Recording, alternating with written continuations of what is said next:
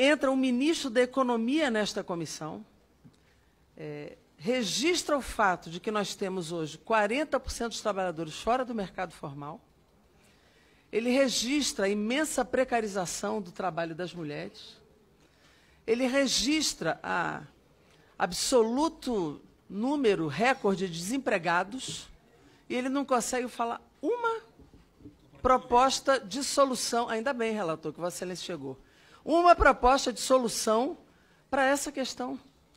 Então, ao invés de eu apresentar soluções para o mercado de trabalho de mulheres e homens no Brasil, ele é o ministro da Economia, dele apresentar uma solução para as forças produtivas do Brasil, para o setor produtivo brasileiro, para a indústria brasileira, para o desenvolvimento econômico, ele diz que a solução é cortar. Quando, na verdade, o problema da Previdência não é o sistema de Previdência, é a economia. Essa é a nossa questão fundamental, né? Nós temos hoje, eu ouço falar aqui a palavra insustentabilidade. Posso dizer a vocês que eu sou da Comissão de Seguridade Social desta casa há 25 anos. Eu estou aqui desde 1991. Nós já recebemos aqui dezenas de delegações estrangeiras pedindo, por favor, referência da nossa Seguridade, porque é a Seguridade mais sustentável que eles conhecem. Sabe por quê? Porque é um dos sistemas do mundo que tributa o capital. E essa é a informação que é negada pelos governos à sociedade brasileira. Quem produz esta caneta, essa caneta, contribui para a Seguridade Social brasileira.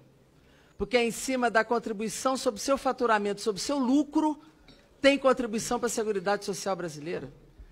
Quando é dado o déficit para a sociedade, que cada dia é um número, cada dia vocês dão um número, vocês não dizem que há contribuição social sobre lucro, contribuição sobre faturamento, para poder dar o dado real da Seguridade, que até 2015 era superavitária em média de 70 bilhões. Não é à toa que a DRU incide sobre a Seguridade. DRU não incide sobre déficit, incide sobre superávit. Então, qualquer déficit que haja no sistema de Seguridade é porque parou de ter emprego. É porque fecharam empresas, fecharam fábricas, fechou o setor produtivo brasileiro. Não é o sistema que é insustentável, e sim a política macroeconômica brasileira. Esse sistema é absolutamente sustentável, é por isso que ele está de pé, porque ele tributa o capital, não é só folha de salário de empregado e empregador. É importante que a gente diga isso. Segundo, é importante também dizer que hoje há 52 milhões de trabalhadores, dentre eles, doutora Azora, as mulheres principalmente, que têm dupla jornada e que têm uma vida absolutamente diferenciada, porque se a vida laboral é diferente, o acesso a benefício não pode ser igual. É importante dizer isso. Aqui, nesse caso, são 52 milhões de trabalhadores que hoje não alcançarão a aposentadoria. Ou estão desempregados, ou 18 milhões sem carteira assinada, ou são mais 11 milhões que não têm hoje registro nem de MEI, fora aqueles que trabalham por conta própria, que não têm registro nenhum. Isso dá 52 milhões, é metade da população economicamente ativa, mais da metade. Qual é a solução? É aumentar a carência de 15 para 20 para alcançar? Aí diz assim, não, mas hoje as mulheres já se aposentam por idade. Óbvio, não conseguem contribuir, não é por opção, não. É porque não conseguem chegar. Junta um papel, uma carteira, um negócio para tentar juntar 15. Aí o que vocês fazem? Aumentam para 20. Para 20. Nenhuma mulher se aposenta mais, nem por idade vai se aposentar, nesse critério. Terceiro, vocês falam da alíquota com a boca cheia. Reduzimos a alíquota. Vocês reduziram centavos e aumentaram 33% a contribuição. Vocês aumentaram em 5 anos. Aí eu reduzi 0,5%, mas aumentou 5 anos de contribuição, aumentou de 15 para 20 a carência. Então, vocês têm que parar de enganar as pessoas, vocês estão impedindo o alcance da aposentadoria. Ah, não estamos tirando os mais pobres, eles fazem um cálculo per capita. A base da ciência tributária é a capacidade contributiva. Não adianta dizer, porque no per capita, se tirar R$10 de quem ganha 1.000, é muito, pode colocá-lo abaixo da linha da pobreza.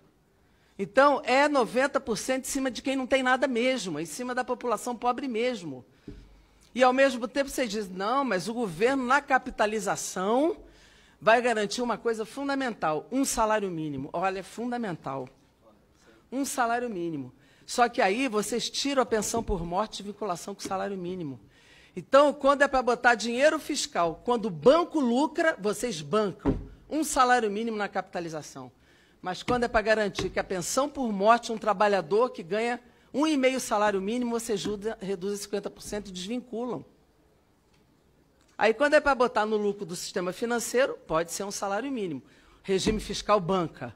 Mas quando é para botar no sistema público, não garante um salário mínimo, nem para pensão por morte. Vocês garantem. O BPC, acho que foi o doutor Arthur que disse, não, mas R$400 ele pode trabalhar. O conceito de assistência social que vocês mudaram no texto não é o conceito avançado de necessidade, vocês jogaram para o conceito de miserabilidade. Olha o retrocesso no conceito de inclusão de cidadania no Brasil. Miserabilidade, doutor Arthur. Quer dizer, se eu tiver uma casinha, um terreninho de um trabalhador rural de agricultura familiar, eu não posso sequer ter um BPC.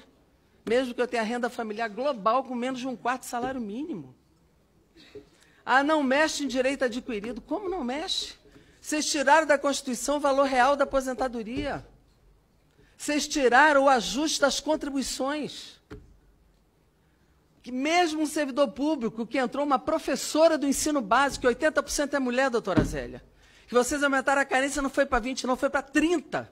30 anos. Não sei porquê. Aliás, eu acho que esse governo tem algum problema com mulher. Eu não sei qual é o problema freudiano que existe. Mas as mulheres estão arrebentadas nessa Previdência. Arrebentadas. Mas aí vocês tiram assim. Tiram assim. Não, o direito adquirido não se mexe, disse o doutor Bruno Leal. O dinheiro adquirido não se mexe. Não se mexe?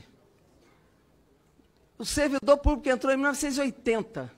Não tem mais nem a sua transição garantida. Caiu todo mundo no limbo, mesmo que seja uma professora de ensino básico. Eu não estou falando nem do que é do Ministério Público, que está no topo da carreira, não. Estou falando do servidor público que ganha R$3.000, R$2.000. Não tem mais a sua transição garantida. E, por fim, dizer o seguinte, que o meu tempo já é curto. Vocês estão falando de demografia, de saúde e educação, e estão falando de capitalização com a maior tranquilidade do mundo. Demografia, vocês usam o IBGE só quando interessa.